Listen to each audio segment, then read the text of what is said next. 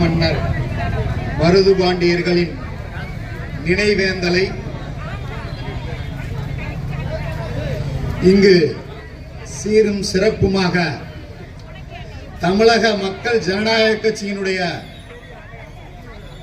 அன்பு சகோதரர்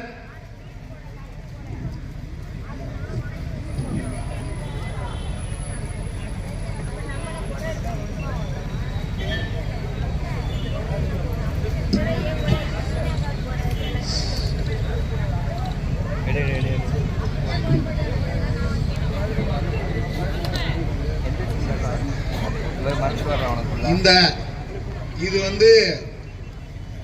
5ஆம் ஆண்டு நினைவேந்தல் தமிழக மக்கள் ஜனநாயக கட்சி தலைவர் அண்ணன் KM ஷரீப் அவர்கள் நடத்துறாங்க.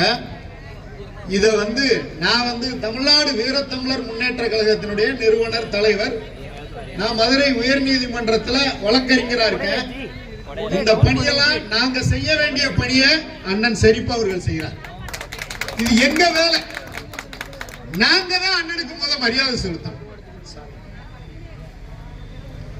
தமிழ்நாடு வீரத்தமிழர் முன்னேற்ற கழகத்தின் சார்பாக எங்களுடைய புகழை ஒழிக்க செய்த KM ஷரீப் அவர்களுக்கு தமிழ்நாடு வீரத்தமிழர் முன்னேற்ற கழகத்தின் சார்பாக சால்வை அணிக்கப்படும்.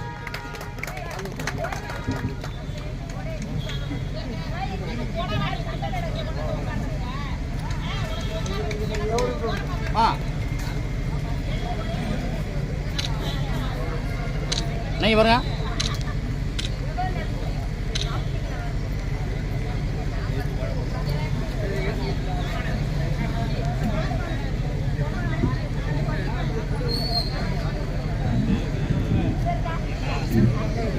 இது 5ஆம் ஆண்டு நினைவேந்தல். இப்ப இங்க சொன்னவங்க ஏற்கனவே நம்ம தமிழக மக்கள் ஜனநாயக கட்சி நிர்வாகி எல்லாம் பேசினாங்க. ஒருத்தர் பேசினப்ப அடுத்து திருச்சியில நடத்துவேன்னாரு. இன்னொருத்தர் பேசுறப்ப அடுத்த கூட்டம் ராமநாதபுரத்தில் நடத்துவேன்னு சொன்னாங்க. எங்க வேலையை நீங்க செய்யறதுக்கு உங்களுக்கு இந்த அகமுடைய சமுதாயம் என்றென்றும் உங்களுக்கு உறுதுணையாக இருக்கும். சிவகங்கையில மாமன்னர் மருதுபாண்டியர்களுக்கு கூட்டம் நடத்துறதுக்கு தடை விதிக்கினா இந்த அரசு நமக்கு தேவையா? இன்னைக்கு நீங்க சட்டமன்றத்தில் உட்கார்ந்து இருக்கிறதுக்கு மாமன்னர் மருதுபாண்டியர் காரணமானவர்கள். இன்னைக்கு நீங்க சட்டமன்றத்தில் வெள்ளை வேஷ்டி வெள்ளை சட்டையை போட்டுட்டு நான் மந்திரி நான் முதலமைச்சர் சொல்றது காரணமே மாமன்னர் மருதுபாண்டியர்களும் மற்றும் ஏனைய சுதந்திர போற இங்க இருக்கும் ஏனைய சுதந்திர போராட்ட வீரர்கள் தான் காரணம் மறந்துட்டீங்களே. அவருக்கு சிலை வைக்கணும்னு ஒரு கூட்டம் நடத்தணும். அகமுடைய சமுதாய தலைவர்கள் அனைவரும் அந்த கூட்டத்தில் கலந்துக்கணும். அந்த கூட்டமானது சிவகங்கை மாவட்டம் காளையார் கோயில் நடந்தது. அப்ப அகமுடைய சமுதாய தலைவர்கள் அங்க சொன்னாங்க, நாமெல்லாம் வசதியா இருக்கோம், ஏன் நாமளே வச்சுட்டா மாமன்னர் மருதுபாண்டியர்களுக்கு சிலை அப்படின்னு சொல்லி ஒரு கோரிக்கை அங்க பல நாள் பேசப்பட்டது. அப்ப நான் மட்டும் என் கருத்தை பதிவு செஞ்சேன். மாமன்னர் மருதுபாண்டியர்கள் இந்த சமூகம் இந்திய சமுதாயத்துக்காக உழைத்தவர்கள். இந்திய சமுதாயத்திற்காக 540 உறவினர்கள் இன்னுயிரை கொடுத்து சுதந்திரம் பெற்றவர்கள். அவங்களுக்கு நாம சிலை வைக்க கூடாது, அரசு தான் அவங்களுக்கு சிலை வைக்கணும் அங்க வலியுறுத்தணும். அவர்களுக்கு அகமுடைய சமுதாயம் சிலை வைக்க கூடாது, அவர்களுக்கு தமிழக அரசு சிலை வைக்க வேண்டும் என்று கோரிக்கை வலியுறுத்தணும். அதுக்கப்புறம் என்ன நடந்துச்சு? அண்ணன் சரி பண்ண மாதிரி நாங்களும் அங்க போய் உண்ணாவிரதம் இருக்கணும். ஏன்னா நாங்க ஆண்ட சிவகங்கையில எங்களுக்கு சிலை இல்லடா, இதை உங்ககிட்ட நாங்க கெஞ்சி பெறணுமா? இதுக்கு உங்ககிட்ட நாங்க கோரிக்கை மனு கொடுக்கணுமா அப்படின்னு போய் சிவகங்கை நகர் காவல் நிலையத்தில் தமிழ்நாடு வீரத்தமிழர் முன்னேற்ற கழகத்தின் சார்பாக மனு கொடுக்கப்படுகிறது. பாருங்க, இங்க அண்ணனுக்கு என்ன பிரச்சனையோ அதே பிரச்சனை நாங்களும் சந்திச்சோம். எங்களுக்கு அங்க அனுமதி மறுக்கப்பட்டது. அந்த அனுமதி மறுக்கப்பட்டதை வாங்கிட்டு மதுரை உயர் நீதிமன்றத்துக்கு போறேன். எனக்கு ஒரு சந்தேகம் வந்தது. இத வழக்கறிஞரை வச்சு, நானே வழக்கறிஞர் தானே, நான் போய் இன்னொரு வழக்கறிஞரை வச்சு நடத்தினா அவரு இந்த அளவுக்கு என்ன அளவுக்கு ஸ்பீடா இருப்பாரா அப்படின்னு ஒரு சந்தேகம் எனக்குள்ள எழுந்தது. அப்ப நான் என்ன பண்ண, நானே மனுதாரராகி உயர் நீதிமன்றத்தில் பேசுறேன். அந்த நீதிபதி அவர்கள் சொன்னதை இங்க பதிவு பண்ணணும். அவர் சிவகங்கையில மேஜிஸ்ட்ரேட்டா இருந்திருக்காரு போல இருக்கு. மாமன்னர் மருதுபாண்டியர்கள் வரலாறை அவருக்கு தெரிஞ்சிருக்கு. உடனே நான் வந்து வெறும் கோட் இல்லாம நடந்து போய் அங்க பேசுறேன். நீங்க கோட்டெல்லாம் அணிவிச்சுக்கலாம், அந்த வழக்கறிஞர் அணிகிற அந்த பாண்டு மட்டும் அணியக்கூடாது அப்படின்னு சொல்லிட்டு உங்க அதாவது உடனே தகவல் சொல்ல முடியாது, காவல்துறை வரட்டும் அப்படின்னு சொல்லிட்டு ஒரு மணி நேரம் வெயிட் பண்ணுங்கன்னு சொல்லிட்டு அவர் கூப்பிட்டாரு. அவர் கூப்பிட்டு உடனே அனுமதி கொடுங்க அப்படின்னு சொல்லிட்டார். சரி, அதுக்கப்புறம் அனுமதி கொடுக்கப்பட்டதா? அதன் பின்பும் சொன்ன தேதியில் அனுமதி கொடுக்கப்படவில்லை. அவர் என்ன சொன்னார் நீதிபதி? அங்க சிலை வைத்தா நானுமே பணம் தாரேன்னு சொன்னார். இந்த முன்னெடுப்புக்கெல்லாம் அண்ணன் செரிப்பு அவர்களுமே காரணம். ஏன்னா இதெல்லாம் பொது வழியில சொல்லணும்ல. இங்க வரலாறு தெரியாத வந்தேரியெல்லாம் முதலமைச்சரா இருக்கான். நாங்க ஆண்ட மன்னருக்கு சிலை வைக்க கோரிக்கை மனு கொடுக்கிற நிலைமையில இருக்கும் இந்த தமிழ் சமுதாயம், இந்த தமிழ் குடி. அப்ப இதெல்லாம் யார் சொல்றது? அண்ணன் செரிப்பு அவர்கள் போன்ற அந்த அவங்க சார்ந்த அந்த இயக்கம் இதெல்லாம் சொல்லிக்கிட்டு இருக்கிற எத்தனை முறை அவருக்கு நாங்க நன்றி சொல்லணும்னே தெரியல. இன்னைக்கு இவர் செய்யறதுன்னா உயர் நீதிமன்றம் போய் உத்தரவு வாங்கிட்டு வந்து 2500 பேரை வச்சு உண்ணாவிரதம். துணை முதல்வர் வாராராம், அந்த தேதியில அனுமதி இல்லை, எங்களுக்கு வேற ஒரு தேதி கொடுக்கிறோம் அப்படின்னு சொன்னாங்க. சரி, அந்த தேதியில கொடுத்து அதுக்கு எவ்வளவு சிக்கல்? ஏன் நீங்களாம் சும்மா காசை கொடுத்து ஓட்ட வாங்கி நீங்க அரியணையில் இருக்கீங்க? அவங்க ரத்தத்தை கொடுத்தவங்க.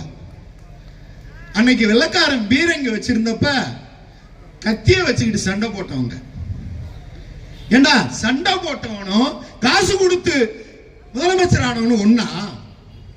ஏன்னா அவங்களுக்கு சிலை வைக்க நாங்க உங்ககிட்ட கெஞ்சணுமா, மனு கொடுக்கணுமா? அவங்க நினைவேந்தலுக்கு நீங்க அனுமதி மறுப்பீங்களா? இந்த தருணத்தில் அண்ணன் செரிப்பு அவர்களுக்கு அடுத்த கூட்டம் அண்ணன் எங்க நிர்ணயிக்கிறாங்களோ அந்த இடத்துல தான் நடத்துவோம். நான் வந்து ரோட்டிலேயே போராட்டம் பண்ற தலைவர், அரங்க கூட்டம் நடத்துற தலைவர் இல்ல. எங்க மாமன்னர் மருதுபாண்டியர்களுக்கு அடுத்த ஆண்டு செரிஃபண்ணன் எந்த இடத்தை பிக்ஸ் பண்றாரோ அந்த இடம் அனுமதி மறுக்கலைனா அந்த இடத்தை ரோட்லயே நடத்துவோம்.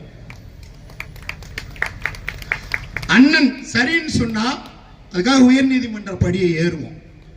போலீஸுக்கு அடங்க மாட்டோம். ஏண்டா வீரனுக்கு மாவீரனுக்கு ரத்தத்தை கொடுத்தவனுக்கு 540 பேரை கொடுத்தவனுக்கு மறுக்கிறீங்களா அனுமதி?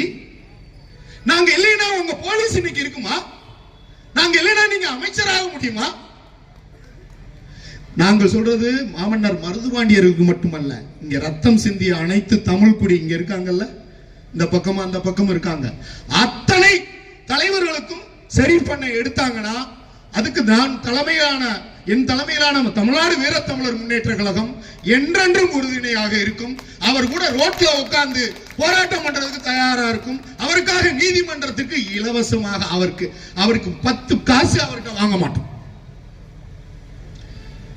இந்த மாதிரி ஒரு விஷயம் நடக்குதுன்னு சொன்னா அதுக்கு இப்ப நடத்திட்டு போங்கன்னு சொல்லாம இப்ப அங்க நம்ம உறவினர் சொன்னது மாதிரி அங்க கூட்டம் நடந்துகிட்டு இருக்கு.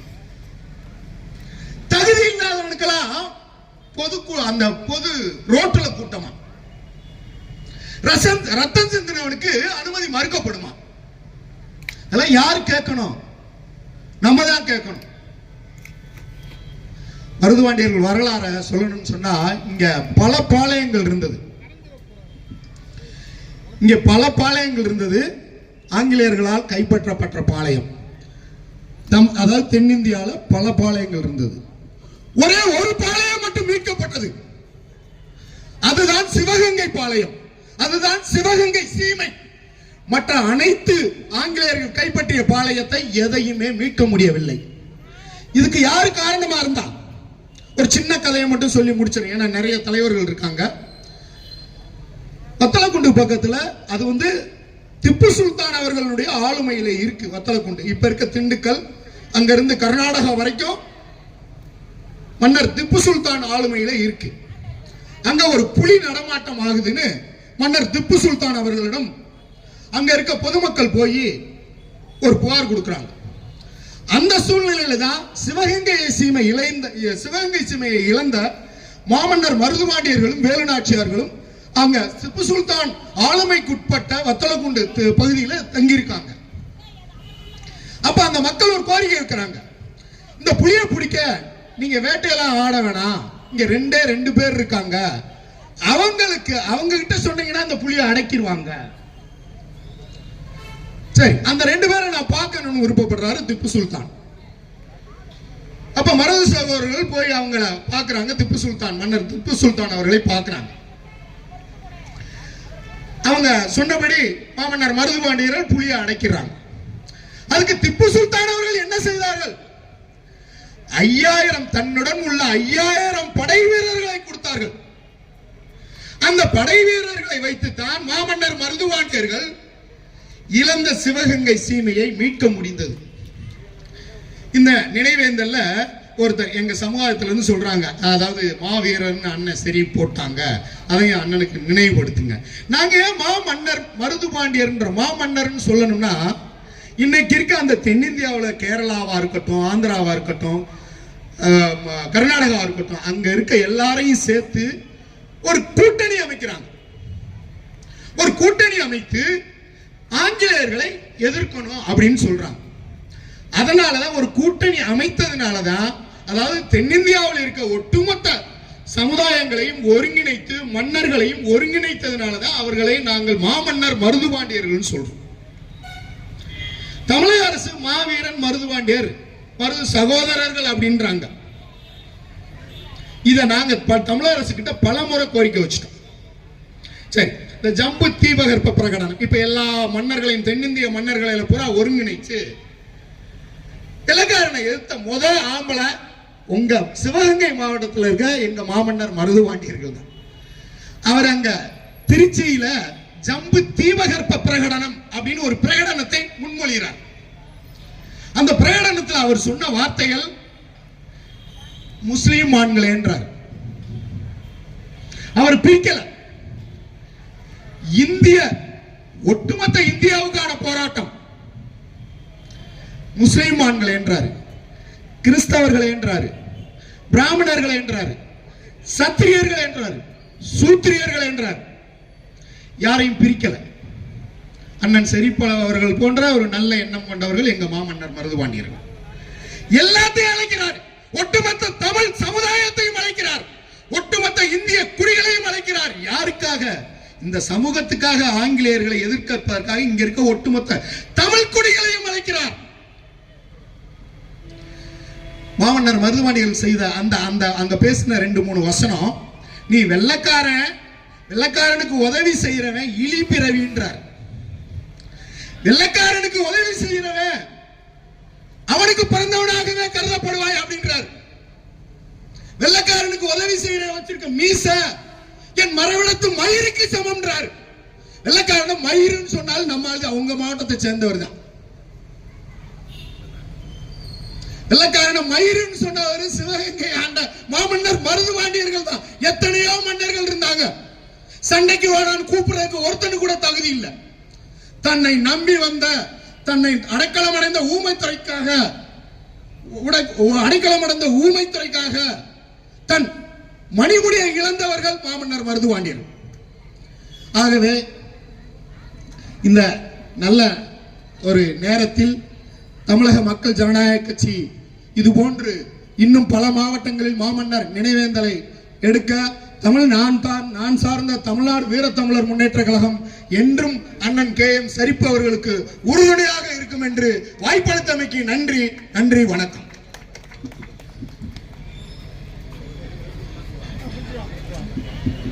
ஆம் ஆத்மி கட்சியினுடைய மண்டல செயலாளர் அரசு சோமன் அவர்கள், தலைவர்கள் நிறைய பேர் உரையாற்ற இருப்பதால் தயவு செய்து 2 நிமிடங்கள் எடுத்துக்கொள்ளுமாறு அன்போடு கேட்டுக்கொள்கின்றோம். அதற்கு முன்பாக கோபால் நாயக்கர் அவர்களுடைய சுதந்திர போராட்டத்துடைய வீரர் கோபால் நாயக்கருடைய வாரிசு ஸ்ரீதர் வேலுச்சாமி மாமா அவர்கள் இந்த நிகழ்ச்சிக்கு வருகை இருந்திருக்கிறார்கள். அவர்கள் தலைவரை சந்தித்து வாழ்த்து பெறுவார்கள்.